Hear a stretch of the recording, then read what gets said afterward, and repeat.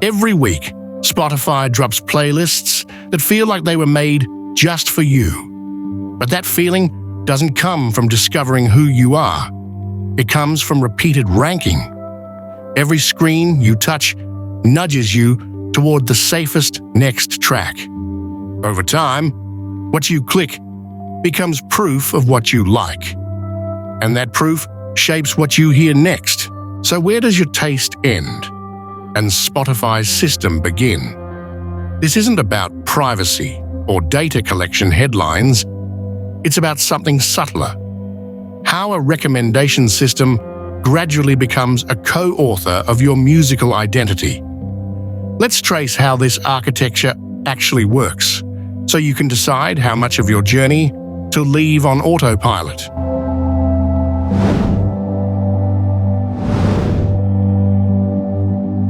Music discovery used to be unpredictable. Flipping through vinyl at a local record shop, you might stumble onto an album cover that caught your eye. A friend's mixtape could introduce you to a genre you hadn't even considered before.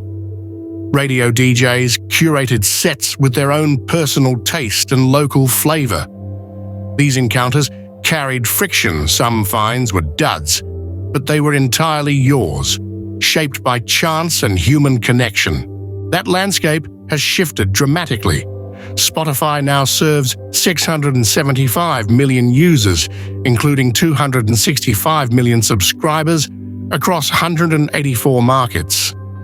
The platform hosts a catalog so vast that no human could browse it meaningfully. Faced with this abundance, algorithmic curation becomes not just convenient, but necessary. Yet the shift comes with a quiet trade-off. When you open Spotify's home screen, what you see isn't a neutral shelf of options. It's a ranked surface, a list ordered by predictions about what will keep you listening. Daily Mix, Release Radar, Discover Weekly. Each playlist draws from pools of candidates scored by likelihood of engagement. The system doesn't just reflect your preferences, it can also steer what appears in front of you, session after session. This matters because repetition shapes habit over time. The more you interact with what the algorithm surfaces, the more it learns to surface similar things. Discovery becomes less about wandering and more about receiving what the system predicts you'll accept. Behind every recommendation lies a layered system of signals. The first layer is behavioral. Every play, skip, save, and replay feeds into your listener profile. Finishing a track can signal approval. Skipping early in the track can signal the opposite. Adding a song to a playlist or following an artist often carries additional weight. These actions accumulate quietly over many weeks and months, forming a detailed map of your listening habits. The second layer is contextual. Spotify can register when you listen, morning commutes versus late-night sessions, and on which device. Mobile plays often suggest background listening. Desktop sessions may indicate focused attention. Patterns can emerge across time. You might favor high-energy tracks during workouts and calmer sounds in the evening. The system can associate your preferences with these specific contexts. The third layer lives in the music itself. Spotify can analyze tracks for attributes like tempo, energy, key, acousticness, and valence, helping it compare songs not just by genre tags, but by their underlying sonic characteristics. A jazz track with similar energy to your favorite electronic song can surface as a recommendation, even though they share no obvious genre connection. This sonic mapping operates at massive scale. The platform processes over 100 billion events per day, capturing interactions from hundreds of millions of listeners around the world. Every skip and save across this vast network adds data points that can refine how tracks get matched to listeners like you. All three layers, behavior, context, and audio traits, combine to create what amounts to a detailed taste profile for each individual listener.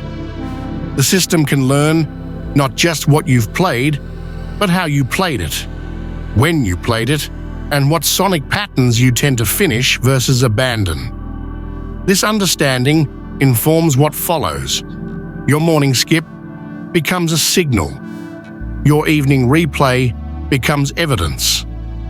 Your playlist additions can shape which candidates compete for your attention next. The quiet accumulation transforms casual listening into structured signals, updating constantly with each session. This isn't surveillance in the traditional sense. It's pattern recognition at scale, designed to serve you music you're statistically likely to enjoy. But that statistical likelihood can increasingly define the boundaries of what you encounter. Spotify's recommendation engine operates through two primary lenses working in concert. The first is collaborative filtering, comparing your listening patterns with millions of other users to identify what the platform calls taste neighbors. When listeners who share your affinity for certain artists also enjoy a track you haven't heard, that track can become a candidate for your recommendations. The logic is fairly straightforward. People with similar listening histories often share undiscovered preferences. The second lens is content-based filtering. Using those audio attributes, the system identifies tracks that share sonic characteristics with music you've engaged with. This allows for matches that can transcend genre labels, surfacing songs with similar energy or tempo, even when they come from entirely different musical traditions. These two approaches generate candidate pools for each different recommendation surface. Discover Weekly often leans on collaborative signals, surfacing tracks that taste neighbors enjoy but you haven't encountered yet. Daily Mix tends to stay closer to your established listening habits, blending familiar artists with similar-sounding discoveries within your comfort zone. Autoplay chains from your current track, selecting what fits the session's sonic profile and maintains listening momentum. Release Radar combines your artist, follows with new releases that match your taste profile. Each surface applies the same underlying logic differently, calibrating the balance between familiar and new based on the context of your listening. Home screen modules rank these candidates by predicted engagement, ordering what appears based on the system's learned patterns about what you're likely to interact with next. The ranking system scores each candidate around a central objective, serving the most likely next track to keep you engaged and listening. The algorithm isn't optimizing for maximum discovery or creative challenge. It's looking for a workable balance between familiarity and novelty that sustains engagement. This means the system often favors what it already has reason to believe works for you.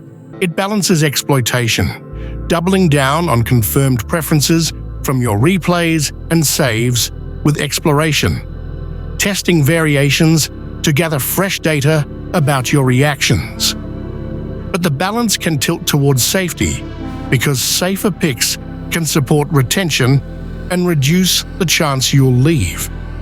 A track you're likely to finish can rank higher than one that might surprise you. Predictable satisfaction often outweighs the risk of presenting something genuinely unfamiliar. This creates a feedback loop that operates continuously across every surface. Your clicks become evidence. That evidence shapes which candidates surface next. And those surfaced candidates influence what you click tomorrow.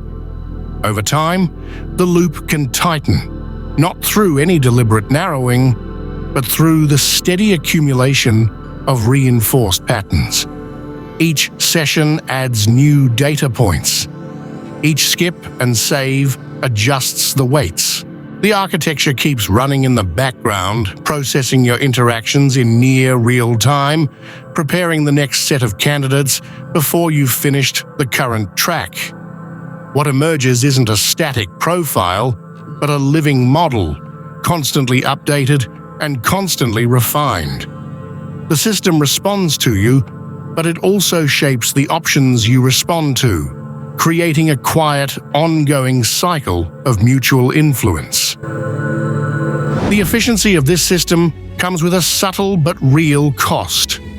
When recommendations optimize for engagement, they tend to favor familiarity over genuine surprise. The tracks that surface are often variations on what you've already confirmed you enjoy, safe extensions of your established taste rather than truly unexpected departures. Passive reliance on algorithmic surfaces can gradually narrow the range of what competes for your attention. Letting autoplay run session after session, defaulting to daily mix without any active input, means the system keeps serving what it already has evidence you accept. The architecture isn't malicious, it's doing what it was designed to do. But the result can be a slow convergence into increasingly comfortable lanes, where the familiar option tends to win over the unfamiliar one. The data suggests this trade-off is real. Discover Weekly users listen almost twice as long as those who don't engage with the feature, a testament to the system's effectiveness at predicting what keeps people streaming.